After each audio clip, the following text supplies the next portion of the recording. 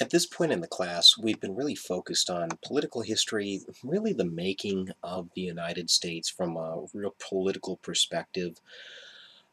We sprinkle in a little bit of social history as well, but what I'd like to do with this lecture is really get back to economic history. Now, it's not as if we've just ignored the economic history of the United States. The issue has been, it's been more or less in the context of colonization, imperialism, the kind of economies that developed in American history out of the context of British colonization of North America. What we're going to do in this lecture is we're going to revisit this whole issue of the American economy. And what I'd like you to really understand is in the late 18th and early 19th century, so the 1800s, things are really beginning to change in the United States from an economic standpoint.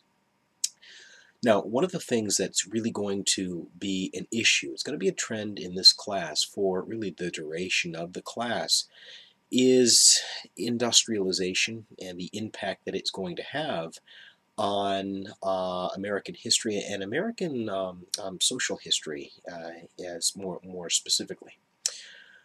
The simple fact of the matter is, one of the things that is happening around about this time period, the early Republic period, is you're seeing the emergence of what we call the Industrial Revolution. Now, just so we're clear about this, all I really mean when I say Industrial Revolution is the replacing of animal or human power with machine power. And as you'll find out, there's going to be a lot of forms and fashions in which this is going to take place. But the simple fact of the matter is, it's just replacing animal or human power with machine power. As you're going to find out, this can be a good thing at the same time that it can be a troubling thing. It can expand freedom, democracy, opportunity at the same time that it can limit or jeopardize it. But at the end of the day, what I would like you to understand is by the time that the 19th century dawned, America had become what the French philosopher Alexis de Tocqueville would call a capitalist commonwealth. In other words, in specific parts of the United States, everything was geared toward buying and selling in the marketplace. So that's where I would really like to begin. And one thing that I think is going to serve you all well from a note-taking perspective is just kind of make a T graph with industrialization at the top of that graph, you know, a T line down the middle and then a line across the page, positives and negatives associated with industrialization, whether this is a good thing, whether it expands freedom and equality, or whether it contracts it, whether it jeopardizes it in various ways. But let's start there. Now, the idea of credit, it's not anything new. I mean, we were talking about Alexander Hamilton and the reports that he issued to the president, George Washington, and one of the things that he felt would be a really good idea for the United States to have is a centralized bank, for a lot of different reasons that we really don't need to get into at this particular moment. But the fact of the matter was, in the early 19th century, banks had put out more than $68 million in commercial loans. Now, I know that really doesn't sound like a whole lot of money by our standards, but we are talking about the early 19th century, so that's quite a bit of money. And the other thing that I need you to understand and kind of imagine, you know, taking out a loan for a car or a home loan, a relatively big ticket item, it's not as if the auto dealer that sells you the car just kind of sits on that money. They spend it on their employees, and their employees take it home and they spend it on groceries and clothing for their families. And so there is a cyclical element to when banks put money out there on the street. It changes hands over and over and over again, and it stimulates other aspects of the American economy. The problem is lending institutions don't always work all that well when they're given free rein. We found that out in semi-recent history. 2008, you had the what historians call the beginning of the Great Recession, and more or less one of the things that was a contributing factor to the economic downturn then was a lack of credit, lack of people's ability to get credit, credit flowing. And that was exactly what you would see in 1819 when you see one of the first economic crises in American history, the Panic of 1819. But basically, a lot of loans that had been put out in the street had been defaulted upon. People didn't have the money to pay it back, and that caused the economy to contract because businesses weren't able to get loans, and when they weren't able to get loans, they weren't able to build buildings and factories and hire workers, and so therefore people contracted their spending, and that had a cyclical, once again, impact on the American economy. But over the course of time, what's beginning to happen, especially in the Northeast, places like Massachusetts, New York, Pennsylvania, is you're beginning to see the industrialization of the American economy. It's not very much so in the South. That's another story for another lecture. But for the time being, I'd like you to understand that you're beginning to see specific regions of the northern part of the United States really begin to develop niches in the American market. Let me give you a quick for instance. Massachusetts, and in particular Boston, had always been a seafaring region. Its economy was directly tied to oceanic travel and movement of goods and people. And so, as you might imagine, shipbuilding had always been really important to that part of the country. Ironworks and metalworks had always been and would continue to become increasingly important to the Middle Atlantic colonies, in particular Pennsylvania, to a lesser extent New York. But I mean, think about the football team that plays in the western part of Pennsylvania, the Pittsburgh Steelers. For obvious reasons, one of the reasons that they're called the Steelers is because the industry that pretty much put Pittsburgh on the map. You've got other parts of the Northeast that are really beginning to develop niches in the marketplace, and all of this is predicated on new industrial technologies that are really beginning to reinvent the American economy. Let me give you one piece of technology in particular, and it's very much worth writing down. A Waltham power loom. Waltham power looms were not developed in the United States. They were a British invention, and the British guarded these inventions with their lives. As a matter of fact, it was a very serious crime to leak any of this information, how to build one of these power looms outside of Great Britain in particular. They were that valuable to the British economy. Now, all a loom was designed to do was to more or less weave thread into textile. It was a mass production tool for textiles. Now, I don't care if you're talking about Great Britain during the early 1800s or you're talking about China in this day and age. The lifeblood of any industrialized economy has always been textiles. Now, the more you can produce of any commodity, textiles or otherwise, the lower you have to charge for your commodity. And the lower the cost, the more buyers, the more consumers you're going to attract. And so if you can find a way to mass produce something and thereby lower the cost, it's really going to put you in a dominant position when it comes to the marketplace. And so you'll see why the Waltham power loom was so important to the British economy. Okay? But the Waltham power loom is also a very good example of the Industrial Revolution, because there was once upon a time where it would take a skilled craftsman, somebody that had gone and learned a trade, taken years in the process of learning this trade, that would have to very carefully and very skillfully by hand weave this thread back and forth to produce textiles. Now, just like in our day and age, anytime you've got a handcrafted whatever it is, whether that be beer or handcrafted knitted sweater or something along those lines, the more labor that goes into something, the more the cost of that something is going to be. And so if you're looking at this from an economic standpoint, the less labor you have to put into textiles, the less you can charge for that product. And the less you can charge, the more buyers you're going to attract. And so the Waltham power loom was very important in the sense that it's not only about increasing production. It's also about increasing the amount of people that want to now buy your product because they can afford to do so. Okay? So let me tell you about a couple people that I'd like you to be mindful of when it comes to this Waltham power loom. The first one is going to be really important to the book that you're reading right now, Sam Patch, a guy by the name of Samuel Slater. Now, Slater reconstructs one of these power looms, and when he brings that technology to Rhode Island, what he does is he establishes one of the first American industrial boom towns named after himself, Slatersville, Rhode Island. Okay?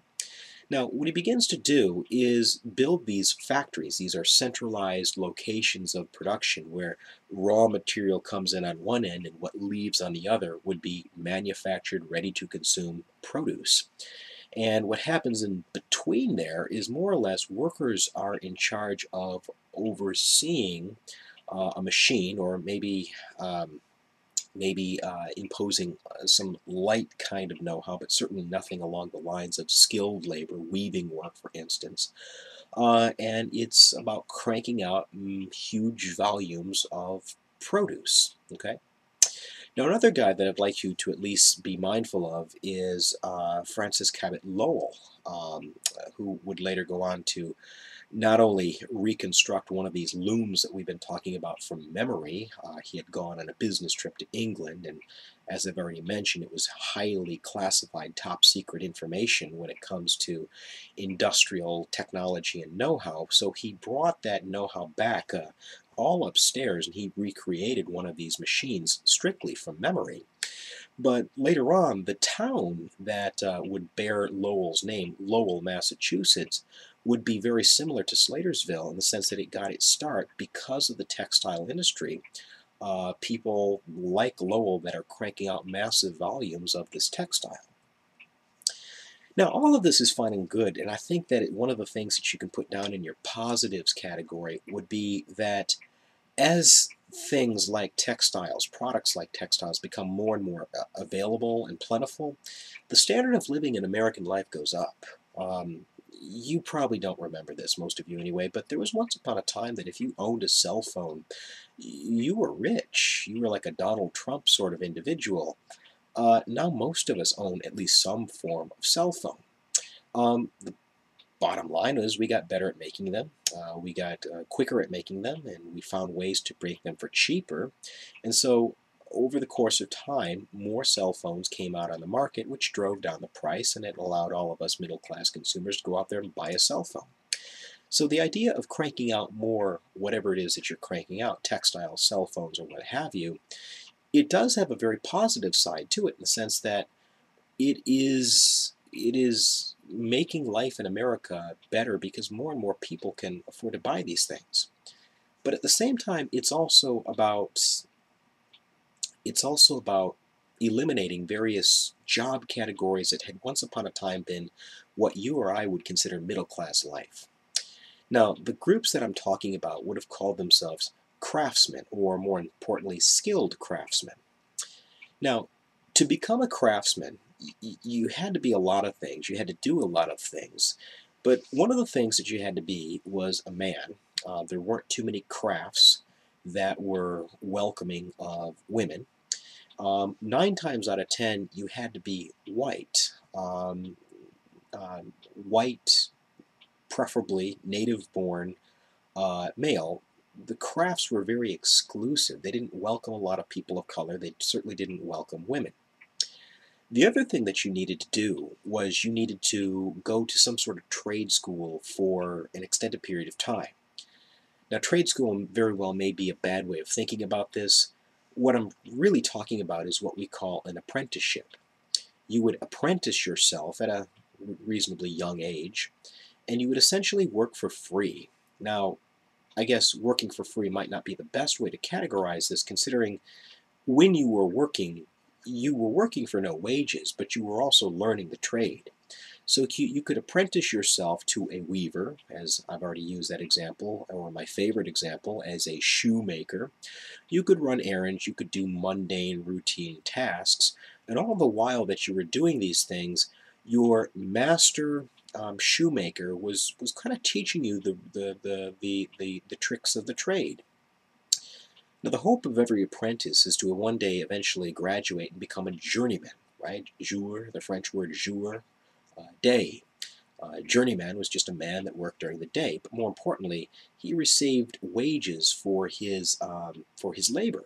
Okay, so the journeyman is actually getting paid to work for one of these master craftsmen, and the goal and the dream of every journeyman would be to become a master craftsman, somebody that had mastered the craft, somebody that had been diligent enough and lucky enough to save a little bit of money and own the means of production. Okay. Now, if you're talking about a shoemaker, what I'm talking about would be a 10-foot shed in the back of his home. It was called a 10-footer, and everything that you needed to produce shoes was in the back of that shed. Okay? So what I'd like you to write down next to craftsmen is they really epitomize the idea of freedom in early American history. They were small-time producers. They were not, Nike or Reebok or Adidas or some shoemaker like that. They produced not only for smaller markets, very small markets, but um, regional markets as well, local markets. If you wanted a new pair of shoes, it would be a completely different experience than what you and I would go through today. It was not like we would go to Foot Locker or Dick's Sporting Goods or something like that and just say, give me this in a size 10.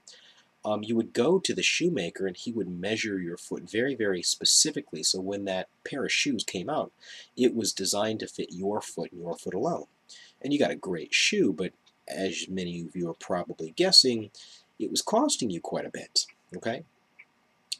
Well, every shoemaker, every skilled craftsman shoemaker belonged to um, a guild. Okay, G-U-I-L-D, guild. And all a guild really was an association, a collection of skilled craftsmen, shoemakers or otherwise, and what they would do is they would set standards. They would say, look, if you're going to be a shoemaker, you must use this quality of leather. You must pay your apprentices at least this much per hour. You must charge at least this much for your shoes. And what the guilds were designed to do was ensure two things. One, to ensure quality, that what the shoemakers were producing was a quality shoe product. The other thing that they were designed to do was to ensure fairness in the marketplace, that you couldn't have somebody, the Walmart of shoemakers, for instance, come in and undercut people by using inferior quality leather, producing inferior quality shoes, and charging less and less money for the products that they're making. Okay? Now, all of this is fine and well, but what begins to happen over the course of time, markets begin to expand. And several of these master shoemakers in places like Boston, places like New York, they began to broaden their market horizons and they wanted to sell to larger, more non-specific markets. As you can imagine, it's not going to be possible. If you want to sell to the Boston market alone, it's not going to be possible to measure everybody's foot. You're going to have a general kind of way of making a shoe. And what you begin to see is the standardization of what you and I would think of as shoe sizes. The other thing that you're going to need to do is really try to drive down overhead production costs. And the biggest cost, whether you're talking about shoe production or textiles or steel, what have you, is going to be labor. Okay? So over the course of time, what you're going to see are labor-saving devices, very similar to the Waltham Power Loom, that are going to be introduced in various other industries, including the shoemaking industry. And what these labor-saving devices are going to do is more or less cut out the skill that's necessary for the production of shoes. So, whereas once upon a time, a pair of shoes was built from the soles up, right? Now, what you're going to see are workers that are more or less just in charge of one step in the process of production. For example, they could be in charge of sewing the soles of the shoe to the leather upper part of the shoe. That's all they did, morning, noon, and night. If you can imagine an assembly line where work is being brought to the worker's not just doing it from the ground up. That's basically what I'm talking about. Now, this is good in the sense that it's driving down costs, and when costs are low, prices become low also. But it's bad in the sense that it's eliminating job titles, including like an apprentice level, not an apprentice, but a journeyman level shoemaker. So as these markets expand, what you're beginning to see are good things and bad things, like I've pointed out in this whole industrialization process. Now, speaking of good things and bad things, I'd like to talk to you about maybe the most important industrial boom time in the early 19th century, and that would be Lowell, Massachusetts. Okay, I've already given you the backstory on Lowell, but one of the things that I'd like you to be mindful of is that Lowell was located right on the banks of the Merrimack River. Now, during this period of economic history, it was really rivers and streams, waterways generally speaking, that were powering these plants. I mean, this is a long time before the invention or mainstreaming of electricity. And so what's powering the gears and whatnot that are producing the products would be water power. Okay? And so it's important that you understand that Lowell is located right there on the banks of this big river, the Merrimack. Now, when Lowell begins to establish the town as an industrial town, one of the most obvious things that he needs to do is recruit a labor force. And when he goes about recruiting a labor force, he makes sure that he recruits these young farm girls from the countryside. Okay? He's not recruiting master weavers or master spinners or skilled craftsmen, generally speaking.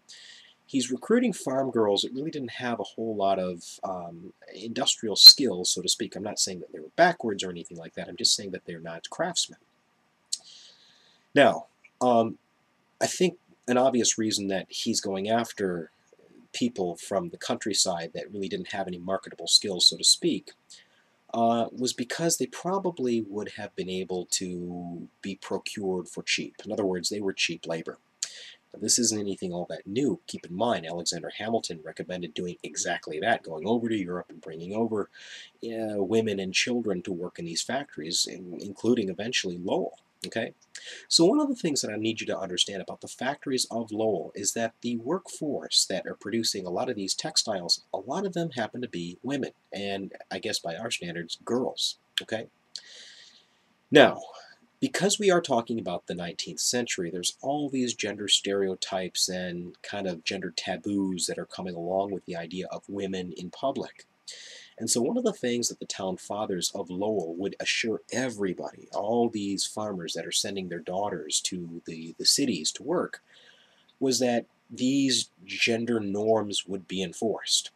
And so when Lowell went up, not only were factories built, but so too were dormitories where the women and girls would stay.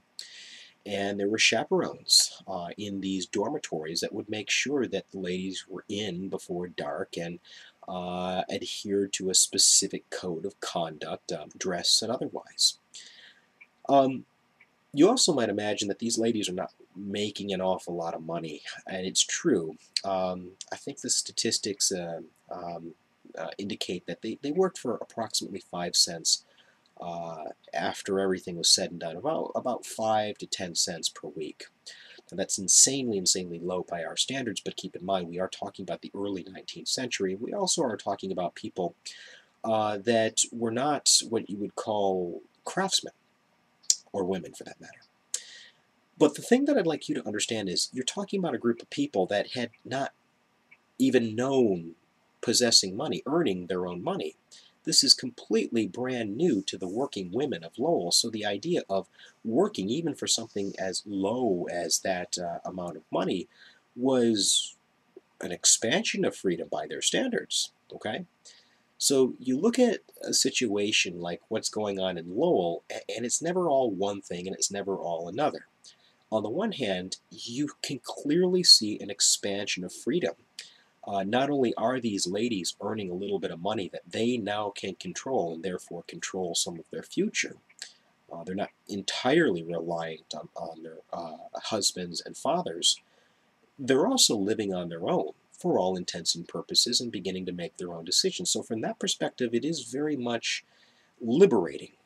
But at the same time, we should ask the question, WWTJS, what would Thomas Jefferson say? Okay?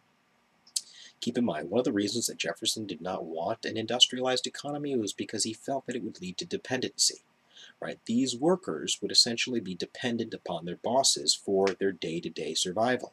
They needed the job a lot more than their bosses needed them. considering how much of a supply of unskilled labor there was in the marketplace at the time.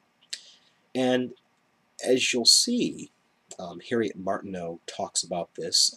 Seth Luther, from your readings, talk about this.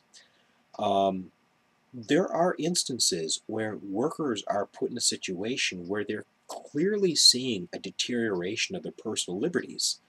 I'll use the example of Harriet Martineau really quickly. Martineau wrote this piece called On the Morals of the Manufacturers, in which she argues that the manufacturers, the bosses of these factories, were eroding the personal liberties and freedoms of these female workers by refusing to allow them to attend a dance class. A lot of these girls, for entertainment and recreational purposes, they wanted to take a dance class after work, and what the factory basically said is anybody that takes this dance class will no longer have a job at this factory because we want to make sure that you come to work in the morning well rested and ready to give 110%. And so that would be a really good example of the kind of limitations that Thomas Jefferson was talking about with respect to limitations that employers are putting on their employees as far as freedom and liberty are concerned.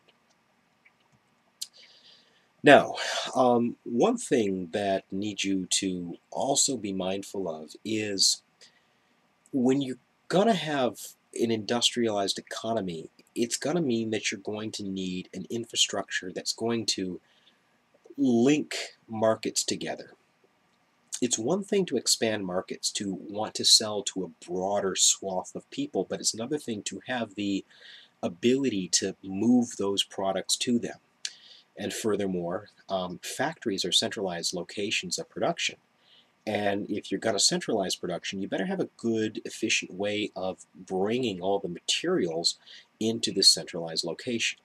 So what I'm getting at here is roads, bridges, canals, later on railroads are going to take on an entirely new and very great importance. Okay? And I'll give you one really good, for instance, while we're on this topic, that would be the Erie Canal.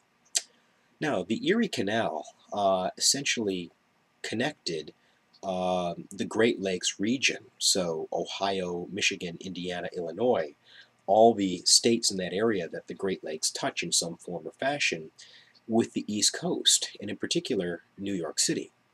Now, I want you to think about the significance of this. What New York City does is it produces finished made goods, metalworks, to a lesser extent textiles, things that consumers buy. What those Midwestern states produce are the raw materials that people in New York turn into finished goods. So you've got the best of both worlds. Now, what is a canal? A canal is a man-made water bridge. That's what I'd like you to think of it as.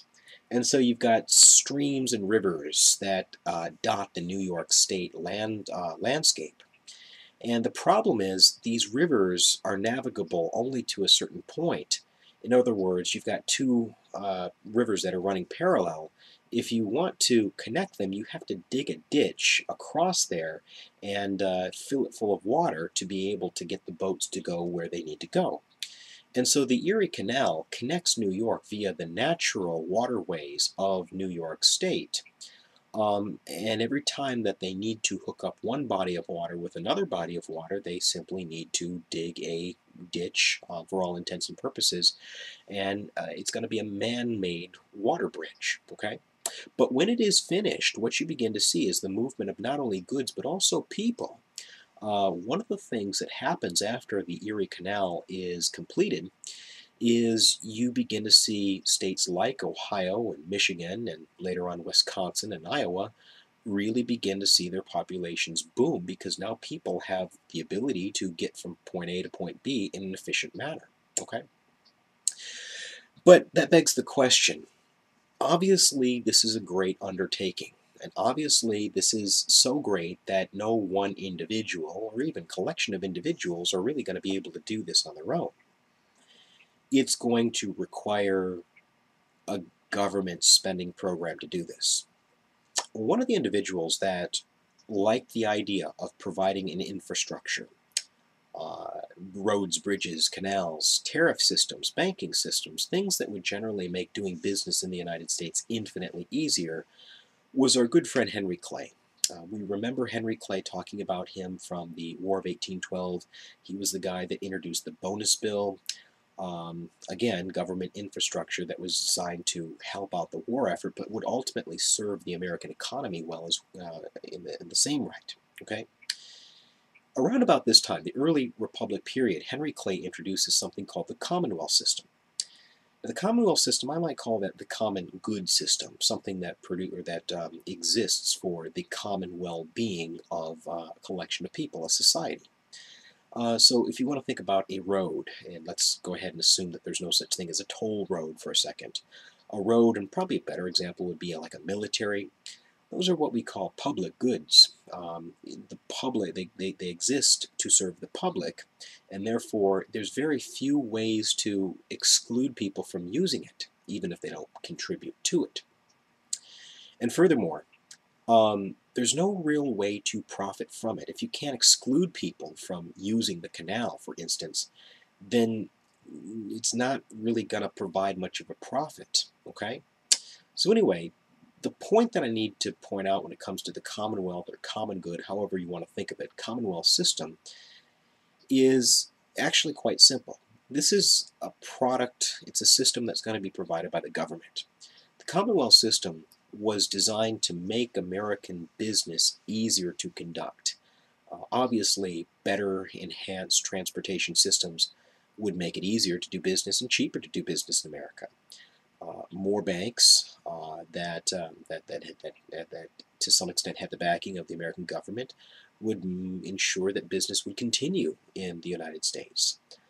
Tariffs, taxes on foreign goods and foreign products would encourage more and more American buyers to buy American products.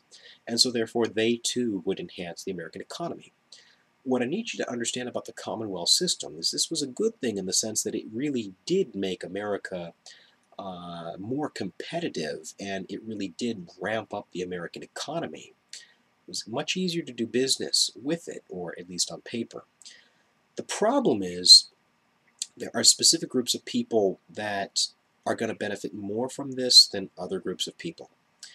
For instance, the North is going to benefit from this much more than the South would.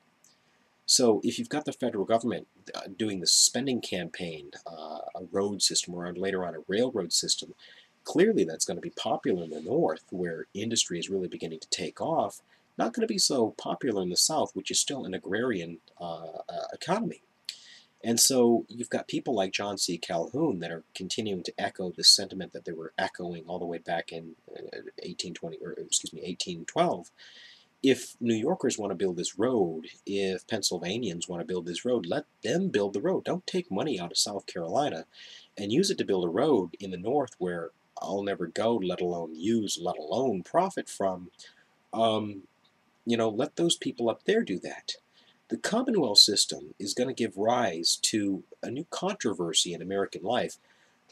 How far should the federal government be able to go when it comes to what it does with our tax dollars? How far should it be able to make a decision that will clearly reward one group of people, maybe, possibly at the expense of another group of people, okay?